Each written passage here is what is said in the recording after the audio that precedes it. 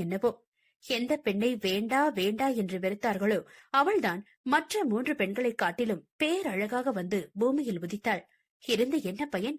பிறந்த நாளிலிருந்தே அழுகையையும் துன்பத்தையும் மட்டுமே பார்த்து வளர்ந்த பக்குவப்பட்ட விளைந்த நிலம் அவள்.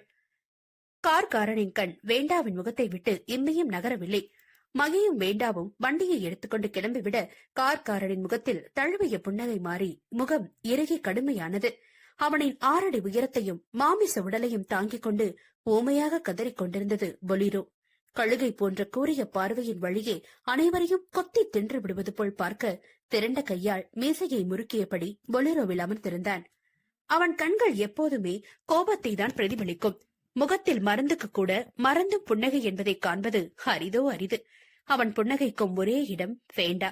அவளை பார்த்தால் மட்டும் அவனின் இதழ்கள் சொல்லாமலேயே வளைந்து கொள்ளும். அந்த புன்னகைக்கு பின்னிருக்கும் காரணத்தை கூட அவன் மட்டும்தான் அறிவான்.